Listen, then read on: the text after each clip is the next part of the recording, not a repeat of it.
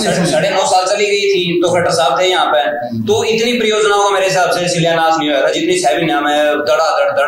उल्टा साहब ने गई भाई खिलाड़ियों के लिए हम लेकर आए कोटा निवले ले मारे ले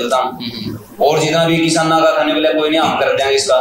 अब इसकी यह योजना है तो हम देंगे इसमें। दूसरे चौटाला वहां से विधायक हो जाना से 48,000 वोटों से खुद जीते थे वो, लेकिन उनकी माता की बार तो चुनौती है वहां पे, उनकी माता को 4210 वोट मिले उनको खुद की विधानसभा से, तो आप पिक्चर क्लियर है, स्पष्ट है वहां पे। तो लोकसभा का सिनेरियो देखकर तो वीरेंद्र सिंह भी कह रहे थे कि दुष्यंत चौटाला मिला तो उसको बोलिए कि सामने आओ 47,000। तो ये कि इलाज कौन कर सकता है और किस सिंबल से, तो उनका नाराजगी बीजेपी के सिंबल से है। किसान ये बैंड है और इसमें डेफिनेटली उनको नुकसान तो इस बात का होगा, लेकिन वीरेंद्र सिंह ने थोड़ा बहुत रखा है और जितना उन्होंने किया है, चाहे वो रैली निकाली हांसी में किसान आंदोलन के जो बिल थे उनके पक्ष में या फिर जो भी रहे सरकार में, उनका खामियाजा उनको उसी अनुपात में भुगतना पड़ेगा। खास हरियाणा देखने वाले सारे दर्शकों ने सोनू बाली राम राम, आपने भी पता है कि चुनावी माहौल चल रहा है और काफी नजदीक है चुनाव का समय। हमारे साथ में चुनाव पर चर्चा करने खातर डॉक्टर अनुज नरवाल और जो वरिष्ठ पत्रकार हैं अलग हरियाणा के अलग बार 2 प्लेटफॉर्म है वो चलावे हैं, और हमारे साथ में विजेंद्र सिंह जी हैं जो वरिष्ठ पत्रकार हैं, काफी सारे जो न्यूज चैनल है न्यूज पेपर में काम करने लग रहे हैं। आज इन्हीं के साथ में बातचीत करांगे। डॉक्टर साहब स्वागत है आपका हमारे शुक्रिया भाई साहब, स्वागत है। थैंक यू सोनू भाई। तो काफी नजदीक है चुनाव का समय भी, लेकिन अभी तक सिर्फ चर्चाएं चल रही हैं, किसी का नाम भी क्लियर नहीं हुआ है। दोनों की दोनों पार्टियों के नाम है, वैसे तो पार्टियां काफी सारी हैं, लेकिन जो नेक टू नेक मुकाबला बताया जा रहा है बीजेपी और कांग्रेस के बीच में है, लेकिन दोनों पार्टियां लिस्ट जारी नहीं कर रही, किसी ने भी पहली जो लिस्ट है वो जारी नहीं करी है, तो उसका पीछा का आपने क्या कुछ लगा है, इतना डिले क्यों है? दोनों ने, मेरे ख्याल में किसी ने नहीं अभी डिक्लेयर किया है। एक छोटी मोटी पार्टियों को आप देखें तो यहाँ पे एक तो ये है कि एक दूसरे के वो वेट कर रहे हैं कि किसको देंगे, एक दूसरे के को लेकर जो रणनीति वो बनाएंगे, क्योंकि कांग्रेस चाहती है कि बीजेपी किसको देगी उस हिसाब से वो दें, तो एक तो वेट का ये वजह है। और दूसरी बात ये है कि अब की बार जो बीजेपी की खासतौर पे हम चर्चा से भी पहले बात कर रहे थे कि शिफ्टिंग हो रही है। अभी कल बयान आया कि मुख्यमंत्री चाहते हैं कि करनाल से चुनाव लड़ूं, उनके प्रदेश अध्यक्ष कहते हैं कि लाडवा से लड़ेंगे मुख्यमंत्री, तो वहीं पे कंफ्यूजन पैदा हो जाता है। ऐसी एक सीट नहीं है, कई सारी सीटें हैं, आपके अपने अभिमन्यु की लगा लो, आप गोहाना की लगा लो, आप लगा लो सोनीपत की, बहुत सारी सीटें ऐसी हैं जहाँ पे इस तरीके की का मंथन चल रहा है। अभी कहीं विरोध शुरू हो गया है, तो एकदम बगावत ना हो, कम से कम समय देना चाहते हैं कैंडिडेट्स को कि इतना समय ना हो कि वो बगावत करें और फिर चुनाव का पर्चा भर दिए, कुछ ऐसे खलबली ना मचे। तो मेरे हिसाब से ये है, और यही कारण है कि कांग्रेस में भी, क्योंकि एक जगह से काफी सारे कैंडिडेट है, कई 31 हैं, कई 30 हैं, कई 36 हैं, अलग अलग है, और वहां भी क्योंकि टिकट एक मिलनी है, तो बागीपन नहीं होना चाहिए। इन्होंने शायद बगावत से डर के मारे एक वो लेट लतीफी। बिल्कुल, इसमें देखो ये रीजन तो है, इसके अलावा एक रीजन और है, कारण है जो टिकटें अब की बार बहुत अर्ली स्टेज पे डिक्लेयर नहीं हुई। आपने लोकसभा में देखा कि बीजेपी ने बहुत पहले सबसे पहले टिकट डिक्लेयर कर दी थी, बहुत कॉन्फिडेंस में थे, बहुत आत्मविश्वास भरा हुआ था कि हम एक तरफा चुनाव जीतेंगे, लेकिन हालात क्या हो रही है ना कि हाफ हो गई, जो सभी कहते हैं 10 में से 5 सीटें आई। और उसके बाद जब कांग्रेस ने एंड टाइम पे डिक्लेयर की, तब तक ये मैसेज हो चुका था कि पूरे हरियाणा से बात आ रही थी कि सोनीपत से इसको मिले थे, जितना कैंडिडेट है 4 से इसको बात चर्चा हो गई थी, मतलब क्या थी, वोटर के बीच में ये हो गया कि फला तो है, इनके मुकाबले में फला आदमी आएगा जीत जाएगा। जैसे हम सिरसा में गए थे, तो हम गए थे लोकसभा की, बताऊंगी बीच में रोक रहा हूँ आपको, वो कह रहे थे कि सैलजा को यहाँ से दे दो आप, और वो यहाँ पे सिर्फ उन्होंने पर्चा भरना है, बाकी आप प्रचार भी नहीं कर। तो एक ये चीज तो सही बात है कि इनकी कि वहां उनको फायदा मिले। बिल्कुल, वो जो चुनाव था वो जनता वर्सेस बीजेपी चुनाव हुआ, वो लोगों ने कैंडिडेट्स नहीं रखे, कोई भी कैंडिडेट अपने दम पे ये नहीं है कि भाई अपने दम पे बिल्कुल एक तरफा मालूम हुआ हो। वो और सेम सिचुएशन हम आज किसानों के बीच में गए थे, हम गाँव में भी जाते रहते हैं, तो अब की बार लोग ये मैसेज दे रहे हैं कि जो चुनाव है ये किसी कैंडिडेट वर्सेस कैंडिडेट नहीं है, ये बीजेपी वर्सेस जनता है। क्योंकि पिछले 10 साल में जितने प्रोटेस्ट हुए हैं, चाहे वो सरपंचों का प्रोटेस्ट है, किसानों का प्रोटेस्ट है, युवाओं का प्रोटेस्ट है, या फिर महिलाओं का प्रोटेस्ट है, परिवार पहचान पत्र को लेकर प्रोटेस्ट है, बुजुर्गों का प्रोटेस्ट है, बिजली जो उनकी पेंशनें कटी हैं, बहुत कर्मचारियों का सबसे बड़ा प्रोटेस्ट है। हरियाणा बहुत बड़ी संख्या में कर्मचारी हैं, ओल्ड जो पेंशन स्कीम है इसको लेकर बहुत बड़ा मुद्दा है, तो वो लगातार प्रोटेस्ट है। और ऐसा कोई वर्ग नहीं इसको लाठीचार्ज ना हो, जो एंटी इनकम्बेंसी इसको बोलते हैं, सत्ता विरोधी लहर, वो अपने चरम पे है। तो अब की बार ऐसा लग रहा है, जैसे हम कई विधानसभा में जाते हैं अनुज भाई, वो लोग ये कहते हैं कि कांग्रेस से कोई उम्मीदवार आते हैं, जैसे नारों की बात बताऊँ मैं राखी मतलब कोटई गाँव में गया, राखी से भी उम्मीदवार ट्राई कर रहा है, उधर पेटवाड़ से भी ट्राई कर रहा है, कांग्रेस में कई कैंडिडेट है, लेकिन लोगों का ये कहना है कि कांग्रेस का कोई कैंडिडेट है, उनको कोई मतलब नहीं है। और जब हम पूछते हैं कि भाई वो लोग निर्दलीय लड़ेंगे, क्योंकि टिकट तो इनको मिलनी है, कांग्रेस में लंबी लिस्ट है, एक विधानसभा में 25, 30, 50, 60, 70 कैंडिडेट है, तो हम सवाल पूछते हैं कि नुकसान तो कांग्रेस को होगा, इतनी लंबी लिस्ट है। लेकिन लोगों का ये कहना है, ग्राउंड पे जो जाकर बात करते हैं कि हम वोट सिर्फ कांग्रेस को करेंगे, जो निर्दलीय लड़ेगा उसको हम वोट नहीं देंगे। और ये बात उनकी बात से सच भी लगती है। आपने 2019 का ट्रेंड देखा होगा, 2019 में लोगों ने एक होकर वोट दी, कंसोलिडेट होकर वोट दिए। कांग्रेस को उम्मीद नहीं थी, कांग्रेस उम्मीद लगाए बैठी थी कि 12-13 सीटें आएंगी, लेकिन सीटें 30 का लड़ा कहने का मतलब यही है कि यहाँ पे बेसिक से कैंडिडेट डिसाइड ना हुआ हो, वोटर ने डिसाइड कर लिया है कि वो 2 पार्टियों में ही जाएगा वोट, ज्यादातर जो शेयरिंग होगी वो या तो कांग्रेस में जाएगा, या तो सीधी सी बात है कि या तो बीजेपी को हराने के लिए वोट होगा, या फिर उनको जिताने के लिए जो उनका एक चीज और इस टाइम पे है, क्योंकि इसी बात में ऐड कर रहा हूँ, ठीक है। 2019 का ट्रेंड देखा, 2000 हम आंकड़ों की बात कर रहे हैं, हम कोई हवा वाली बात नहीं कर रहे। 2024 का ट्रेंड देखा कि लोगों ने एक होकर वोट दिया, और उस एकता की वजह से आपने देखा होगा कि बीजेपी को बड़ा नुकसान हुआ, कांग्रेस को बड़ा फायदा हुआ, बड़ी ऑक्सीजन मिली हरियाणा के अंदर। और वो जो करंट है, यानी जो करंट 5 साल से बरकरार है लोगों के अंदर, तो ऐसा लगता नहीं कि 1 महीने में करंट गायब हो जाएगा। तो ये जो है लगभग सत्ता विरोधी लहर हरियाणा के अंदर चल रही है। 2014 में आपने देखा होगा कि मोदी के पक्ष में लहर चली थी, और सत्ता पक्ष जो कांग्रेस के विरोध में लहर चली थी, उस लहर में सब बह गए थे। ठीक इसी प्रकार अब किसी उम्मीदवार के पक्ष में लहर नहीं है, एक पार्टी के पक्ष में लहर है और पार्टी के खिलाफ लहर है। तो देखते हैं किसका गाँव है। इस टाइम पे मैं एक बात और आपको कंफर्म करना चाहूंगा, क्योंकि आप देखा देखिए एक बात हमेशा ग्राउंड पर चला है कि कांग्रेस में फूट है, कांग्रेस में दड़े हैं। तो इस टाइम पे बीजेपी में अगर आप देखा नहीं, तो पहले क्या होता था, बीजेपी के जो जितने भी कैंडिडेट होते थे, वर्कर थे, किसी का नाम डिक्लेयर ना हो तो कोई आया कोई गया, जो पार्टी नाम रखते थी अपना वही काम चलता था। लेकिन इस टाइम पे लोग विरोध कर रहे हैं कि मैं डिजर्व करूं, दूसरा बारी कैंडिडेट नहीं आना चाहिए। वो चीजें हैं कहीं ना कहीं अंदर खाता है, ये भी अपनी आवाज उठाने लगे हैं, जबकि पहले नहीं उठाते। बिल्कुल, देखिए कल आपने देखा अनुज भाई, सुनो भाई, कि कल सफेदों की यूनिट ने एक लेटर जारी किया अमित शाह के नाम पे, जेपी नड्डा के नाम पे, नायब सैनी के नाम पे, कि यहाँ से जब बाहरी कैंडिडेट यहाँ पे सफेदों के अंदर आया है, उसको हार का सामना करना पड़ा है। बात चल रही थी उसकी वहां पर राम पर्वतम नारायण से विधायक है जननायक जनता पार्टी के। हालांकि अलग बात है कि शुरू से ही नाराज है चौटाला के वर्किंग स्टाइल से, उनके छुटकारे पूरे हरियाणा में फेमस है। 1991 में उन्होंने चुनाव लड़ा था सफेदों से, 1500 वोट आए थे। उसके बाद रामचंद्र साहब ने चुनाव लड़ा, वो हार गई थे, उस टाइम जीता था। उसके बाद वंदना शर्मा, जो सुषमा स्वराज की बहन है, उन्होंने चुनाव लड़ा, जबकि मोदी वेव थी, उसमें वो हार गई थी। तो कुल मिला के जब बाहरी कैंडिडेट वहां पे आ रहा है, ठीक उसी प्रकार कैप्टन अभिमन्यु, उनकी भी चर्चाएं हैं कि वो बरवाला शिफ्ट हो सकते हैं। लेकिन बरवाला की जो लोकल यूनिट है, स्थानीय बीजेपी कार्यकर्ता, उन्होंने भी ऐतराज जता दिया, धमकी दे एक तरह से पार्टी रहमान को कि हम आपका साथ नहीं देंगे, बीजेपी का साथ नहीं देंगे जब कैप्टन अभिमन्यु यहाँ पे चुनाव लड़ते हैं। तो सुनीता दुग्गल के साथ भी ऐसे हो रहा है, वो गोवाना में अरविंद शर्मा के साथ भी ऐसा, अटेली में भी ऐसे हो रहा है। तो ये एक सबसे बड़ी वजह ये है कि जहां से ये नेता आते हैं, जैसे किसान बेल्ट है, नारनौल जो है वो किसानों का गढ़ है, और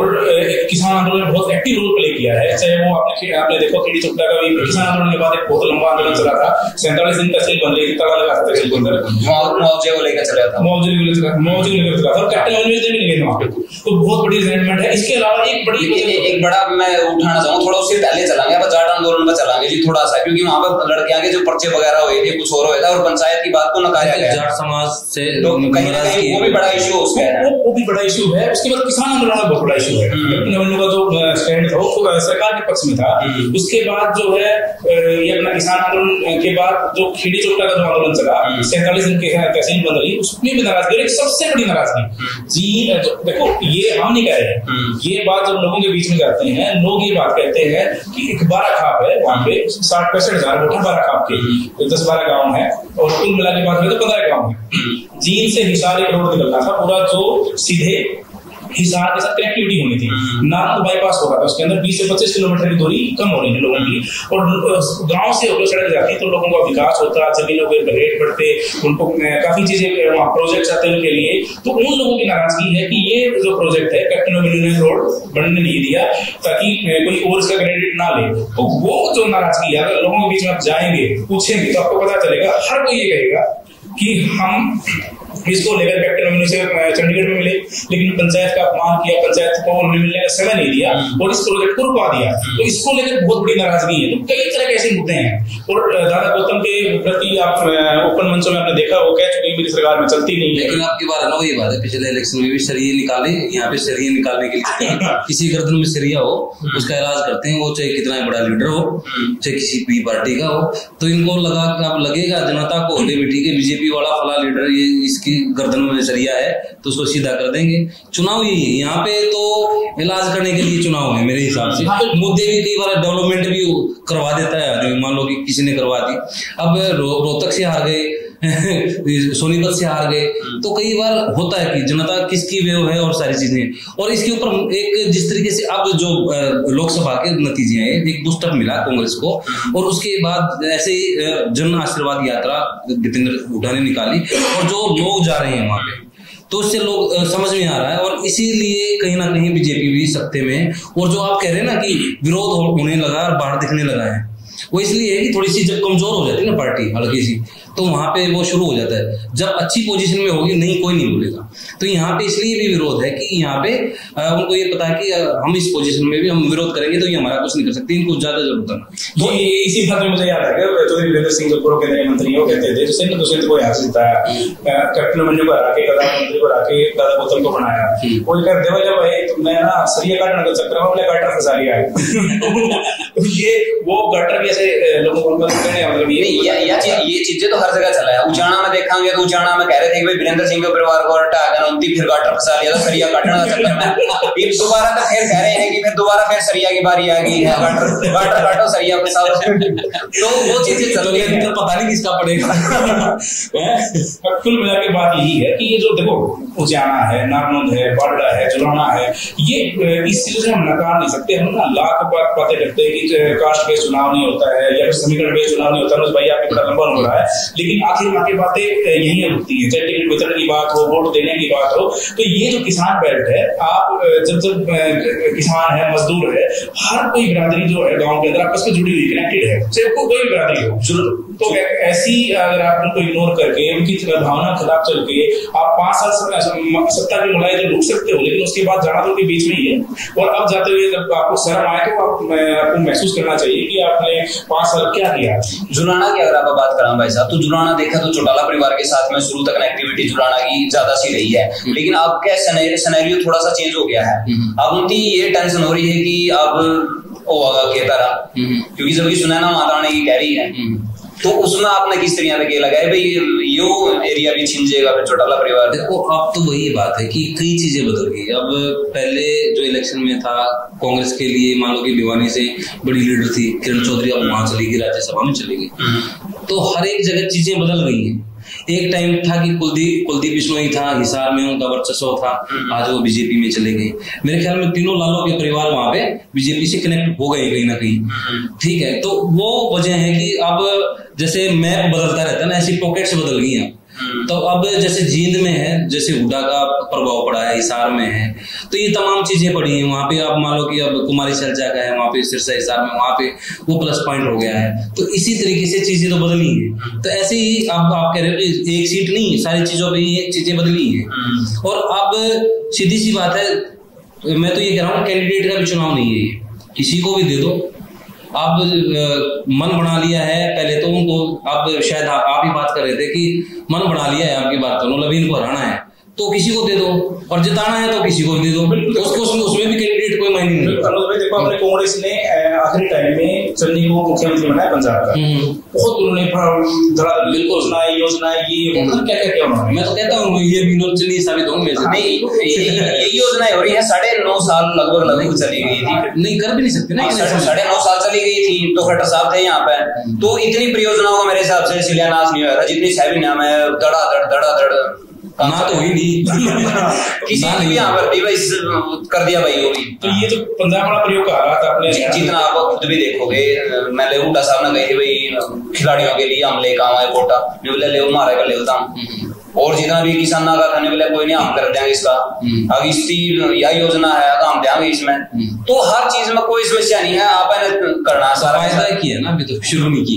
देखो लेकिन आप जो बात करते हैं इस बात को नकार नहीं सकती। अब की बार हरियाणा में कोई 4-5 पार्टियों के बीच में चुनाव नहीं हुआ। देखिए आपने आम आदमी पार्टी की तो सरकार अपनी पंजाब के अंदर एक बुलबुला हरियाणा के अंदर आया था, जब ज्वाइनिंग बड़ी हुई थी, बड़ी बम्पर ज्वाइनिंग हुई थी, लेकिन उसके बाद ताश के पत्तों की तरह ढह गए, तो आज कोई जिक्र नहीं है, पिक्चर में नहीं है। ठीक उसी प्रकार लोगों ने बड़ा भरोसा जताया था 2019 में जनता जनता पार्टी में, लेकिन वो जनता के भरोसे पर खरा नहीं उतरे। आप हालात देख सकते हैं हरियाणा में तो कोई जिक्र है नहीं, इन लोगों का बहुत बड़े स्तर पर जिक्र लोकसभा में अब सुने नैना से आगे निकल गई वहां पे 22,800 कुछ उसके थे और 22,700 कुछ उसके थे, मैंने पता नहीं 300 का डिफरेंस 5वें और 6ठे नंबर पे रही। लेकिन ओवरऑल ये दुष्यंत चौटाला वहां से विधायक हरियाणा से 48,000 वोटों से खुद जीते थे वो, लेकिन उनकी माता की बार तो चुनौती है वहां पे, उनकी माता को 4210 वोट मिले उनको खुद की विधानसभा से। तो आप पिक्चर क्लियर है, स्पष्ट है वहां पे। और ये लोकसभा सिनेरियो देख कर तो वीरेंद्र सिंह भी कह रहे थे कि भाई दुष्यंत चौटाला मिला तो उसको बोलिए कि सामने आओ, 47,000 है, वहां कॉन्फिडेंस में है भी काफी आ रहे हैं। तो वही चीज है कि अब की बार एक तो क्या वोट खराब नहीं करेगा वोटर, और सीधी सी बात है वो ये नहीं चाहेगा कि लंगड़ी सी सरकार हो, किसी के वो उसको बैसाखी की जरूरत पड़े, यानी कि किसी दल की किसी जो आजाद उम्मीदवार हैं हमारे लोग होंगे, वो भी मुझे नहीं लगता कि ज्यादातर उन पे भरोसा होगा। अब तो यही है, इसलिए मारामारी है जो टिकटॉक की कह रहे हो ना, एक जगह से कई ट्राई कर रहे हैं, वो या तो बीजेपी में जाएंगे या फिर कांग्रेस। इसलिए हर कोई नेता और जो बचा कुचा है और जो तीसरी चौथी पार्टियां हैं वो इसलिए वेट कर रही है कि जो इनमें से बचेगा उनमें से वो टिकट देते हैं। स्क्रैप है वो, हाँ बस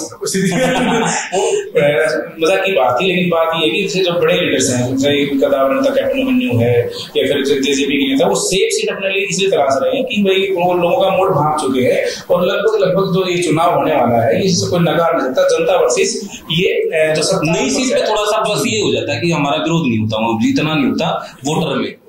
जो जैसे जहां एक आदमी ने 5 साल 10 साल काम किया तो वो कहीं ना कहीं विरोध हो जाता है, निजी भी हो जाता है कि काम नहीं होते, तो थोड़ी दूसरी में जाएगा तो शायद वो चीज तो वहां खत्म हो जाए। प्रयोग है, देखते कितना कामयाब रहता है। लेकिन लगभग हमने लोकसभा का चुनाव देखा और 19 का देखा, और ये मूड भी हम जनता के बीच में जाकर देख रहे हैं कि वो अपना जो लगभग मन है वो मन बना चुके हैं। और ये जो डायरेक्ट चुनाव होगा बीजेपी कांग्रेस का होगा, और इसमें कैंडिडेट कांग्रेस का अच्छा होता है, ठीक छवि है, तो बहुत उनके लिए मजबूती है, एक बहुत मजबूत स्थिति में है। क्लियर भविष्यवाणी पत्रकार को करनी भी नहीं चाहिए, और हम कर भी रहे हैं, लेकिन ये कह सकते हैं कि ये पार्टी फिलहाल एक मजबूत स्थिति में है, लेकिन एज तो होता ही है ना। हाँ एज बिल्कुल ठीक है, तो थोड़ा सा प्लस पॉइंट में बोला जाए इसका, लेकिन मुकाबला तो कहा जाए इसका भी ना, मुकाबला है इसमें नहीं है, कोई श्योरिटी नहीं है, ओवर कॉन्फिडेंस होने की जरूरत नहीं है कांग्रेस को भी इसमें भाई, कि ये भी नहीं कि हम ये कहें कि बिल्कुल सुपड़ा साफ ऐसा नहीं, बिल्कुल ऐसी लड़ाई की अगर बात कर रहे हैं तो दोनों में मुकाबला है और बहुत अच्छी टक्कर होने वाली है। ऐसा नहीं कि यही तो हमने कहा, जो हम ये कह सकते हैं कि येलो जोन में अच्छा जो खेलेगा परफॉर्म करेगा। अब तो क्योंकि कोई एक स्टेटमेंट में चुनाव बिगड़ जाता है, वैसा लास्ट तक खेलना है, लास्ट बॉल तक जो अच्छा खेलेगा एक रन भी ले लेगा जब भी जीत जाएगा। इस बीच में कोई दो राय नहीं है कि मुख्य मुकाबला सिर्फ बीजेपी और कांग्रेस में होगा, वन साइडेड कहीं नहीं कहा हमने। अब ये कहा कि उनको एक मजबूती है, और जो 10 साल सत्ता कोई भी होता है, कांग्रेस की बात हो चाहे दूसरी पार्टी की बात हो, सत्ता विरोध तो होता ही है, और वो लेकिन मुख्य मुकाबला दो पार्टियों में है। बाकी जो रीजनल पार्टीज हैं उनमें कोई जिक्र में कोई सिनेरियो में नहीं है। देखो इसमें एक बात और आप थोड़ी सी चर्चा करेंगे कि राजनीति मौका प्रस्ती की है, क्योंकि दुष्यंत चौटाला ने जब किसान बोल रहे थे कि इस्तीफा दे देता हूं, लेकिन वो कह रहे थे मैं इस्तीफा नहीं दे इसको ना, मेरे विधायक भाग जाएगी, लेकिन लास्ट तक वो सारे भाग गए। तो इसका मतलब क्या है भाई, बचना तो है 2 दिन आगे पक्ष है। देखो वो तो हमेशा रहा है कि राजनीति में वो देखता कि विपक्ष में कोई नहीं बैठना चाहता, अगर उसके पास ऐसा नंबर है तो कई तो ऐसे हो कि एक ही बंदा था और वो मुख्यमंत्री बन जाता है, मतलब आपको मेरी जरूरत है मुख्यमंत्री बना दो। तो ऐसे उदाहरण भी है, जहां भी लगेगा सत्ता पक्ष में ही जाएगा आदमी, आंकड़ा उसके पास है। अब भी वायदे हो रहे हैं में अभी, हालांकि हमारे विधायक है वहां पे, तो वो भी कह रहे हैं कि हम भी हमें मियाँ बीबी हमें 2-4 सीटें और आ जाएंगी, इतनी सीटें, अपने अपने समीकरण है और हम सरकार चलाएंगे। ऐसे आप स्टेटमेंट आप देख सकते हैं कि इन्हें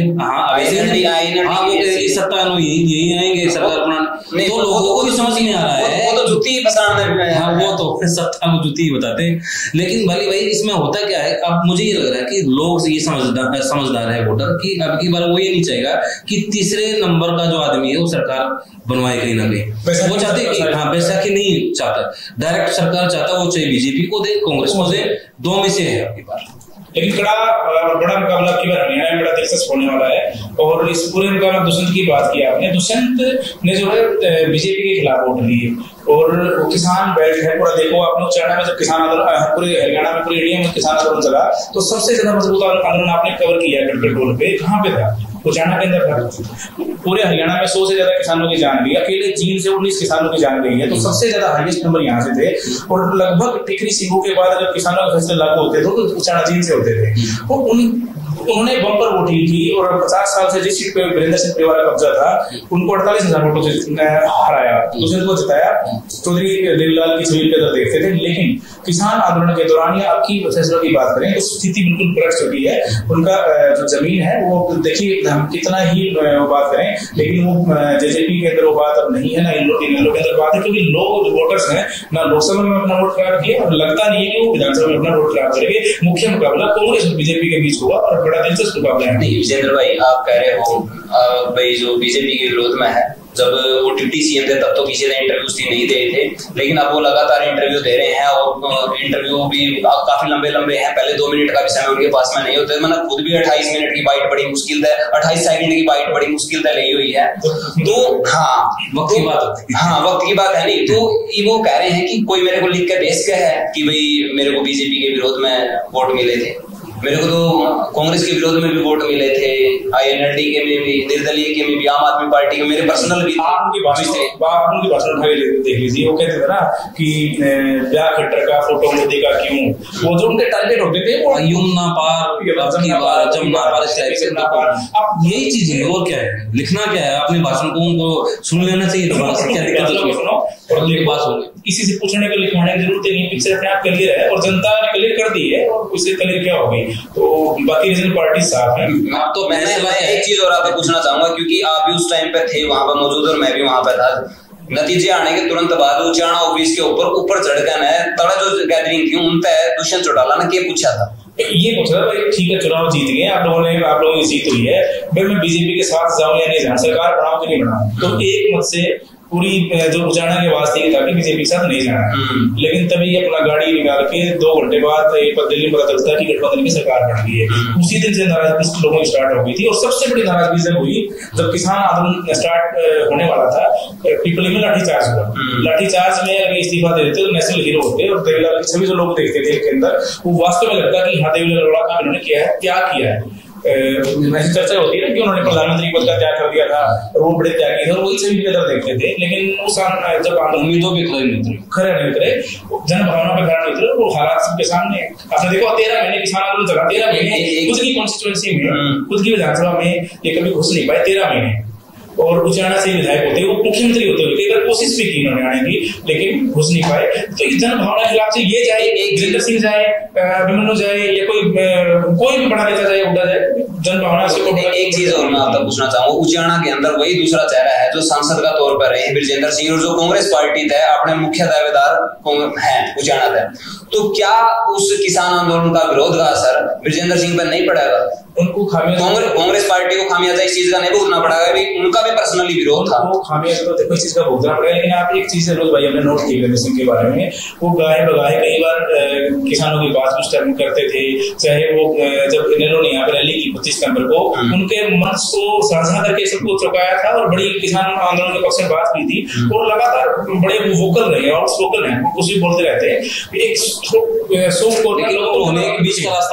रास्ता हमेशा रखा उन्होंने, बिल्कुल बंद नहीं किया उन्होंने। लेकिन कैंडिडेट के तौर पर ब्रजेंद्र सिंह आ रहे हैं, और एक चीज का आरोप हमेशा किसान आंदोलन में लगता रहा कि बिल पर साइन इसे के थे, चाहे तब कीमत तक क्यों नहीं रहा हो, लेकिन कहीं ना कहीं उसका तो नाम रहा है कि भाई यूए था साइन करने वाला, तो यूए था भाई, उसका मैं कहीं ना कहीं शामिल था उस टाइम पे, यूए के अंदर नहीं छोड़ गया, एक सवाल उस पर भी उठा था नहीं, उसका खामियाजा भुगतना पड़ेगा, मैं तो कह रहा हूँ बात ये। लेकिन आप दो चीजें हैं किसानों की बात आप,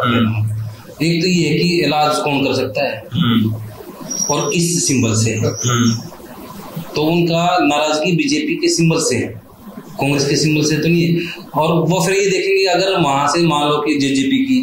जेजेपी भी उन्हीं के साथ थी, अब तीसरा कोई ऐसा चेहरा नहीं दिखता, ऐसा कोई निशान नहीं दिखता जो उनके साथ वो आ जाए और उनको जिता के वो सरकार बना दे। एक बड़ी बात हो सकती है, बहुत बड़ी बात, अगर एक निर्दलीय उम्मीदवार आजाद पालवा जिन्होंने 13 महीने किसान आंदोलन का चीफ में नेतृत्व किया बहुत मजबूती से, अगर जो जितने लोकल कैंडिडेट्स हैं, चाहे वीरेंद्र भोगड़िया की बात करें, दिलबाग संजय की बात करें या फिर विकास काला की बात करें, एक दो कैंडिडेट्स हो रहे हैं, अगर वो मिलके अपना एक उम्मीदवार अगर वो 37% जिताते हैं तो डेफिनेटली एक बहुत चौंकाने वाला चेहरा से आजाद की वही फिर बात आ जाती है, वो कहाँ जाएगा, अब क्या भरोसा करें, वो एक बात देखो यहाँ सबसे मजबूत अगर देखा है तो सबसे बड़ा जो डेंट है वीरेंद्र सिंह के परिवार को विकास काला देने लग रहे हैं, क्योंकि उसके पास में सबसे ज्यादा जो पर्सनल वोट बैंक है या फिर गांव की शोकंदा का जो वोट बैंक है वो उसके पास में है और निर्विरोध है, वो पहले चेयरमैन भी है, वो आजाद भी शोकंद है, 24-25 गांव शोकंदों के 66 गांव वहाँ पे और शोकंदा का 25 गांव में होगा, अच्छा होल्ड है, तो किसान ये बैंड है और इसमें डेफिनेटली उनको नुकसान तो इस बात का होगा, लेकिन वीरेंद्र सिंह ने थोड़ा बहुत रखा है और जितना उन्होंने किया है, चाहे वो रैली निकाली हांसी में किसान आंदोलन के जो बिल थे उनके पक्ष में या फिर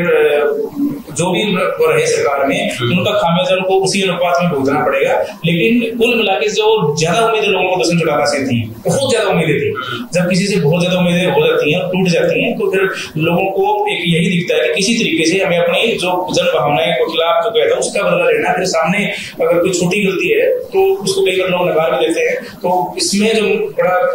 दिलचस्प मुकाबला होगा और सबसे बड़ा मुकाबला इसमें एक और इंटरेस्टिंग पॉइंट होगा हरियाणा में, अभय सिंह चौटाला की एंट्री मार सकती है, क्योंकि उसने जुबान बोली थी कि भाई मुख्यमंत्री का चेहरा वो लेके आएंगे, वो खुद है, ओम प्रकाश चौटाला चुनाव लड़ नहीं सकते, तो बचा है वो खुद ही है, खुद ही चुनाव लड़ सकते हैं। तो चौटाला परिवार के दो बड़े धुरंधर यहाँ से वीरेंद्र सिंह परिवार और किसान परिवार एक बड़ा दिलचस्प बड़ी एक चीज को यहाँ उसका अगर सिनेरियो इस तरह क्रिएट हुआ है नहीं तो कहीं ना कहीं बीजेपी ये सीट भी निकाल सकता है हरियाणा की,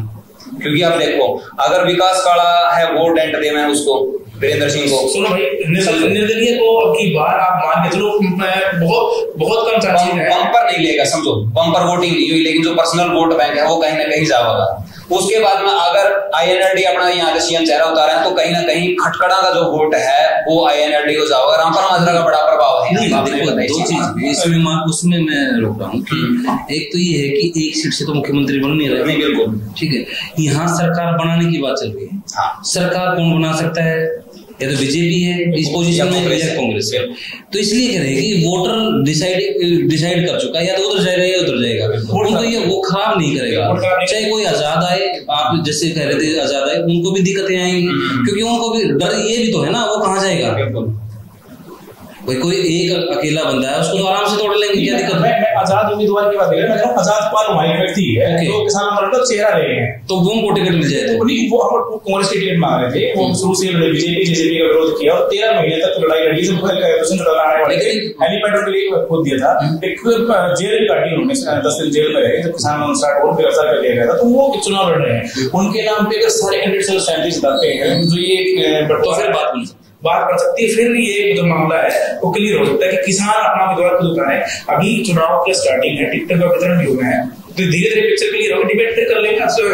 ही आप नरवाना की तरफ चले पूरा हरियाणा देखो, लोकसभा जब हुई थी, लोकसभा में भी आंकलन विधानसभा का लेवल पर भी हुआ था, वोटिंग परसेंटेज उसमें भी मापी गई थी, कहीं ना कहीं कांग्रेस उस टाइम पर भी मेजोरिटी का हिसाब किताब, उन्होंने इतने वो 75 पार का नारा था ना उस टाइम पे,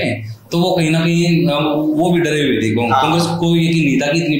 वोट आ जाएगी। लेकिन अनुज भाई आपने कहा कि पूरा हरियाणा था, लेकिन आप देखो वार्ता काफी लंबी होगी और ये चलती ही रहेगी भाई, कोई दिक्कत नहीं है, ये तो लंबी चलेगी, कभी किसी विषय पे कभी किसी विषय पे। फिलहाल जो वार्ता हुई है उसमें बहुत सारे विषय भी हैं जो आप यूँ कहेंगे ये प्रो कांग्रेस हैं, ये ज्यादा उसको वो कर रहे हैं, वो भी तो आप तक बोल रहे हैं लोग कहेंगे वो भी अपनी जगह ठीक हो सकते हैं, हम अपनी जगह ठीक नहीं, हम किस लोग देखो ये भी हम सोचेंगे तो लोग क्या सोचेंगे, सोच नहीं लोगों का ये उनका काम भाई नहीं, उसमें ये कि हम अपनी बात रखेंगे, किसको क्या समझ में आता है वो उसके ऊपर है। हमने ऑनेस्ट अपने रिव्यू रखेंगे भाई ये जो फील्ड की बात है ये लोगों का मूड है और ये प्रैक्टिकल बात है। देखो अंडर करंट तो है, हम कहीं पे रोहतक सोनभद्र जज्जर में यहाँ जींद आया हिसार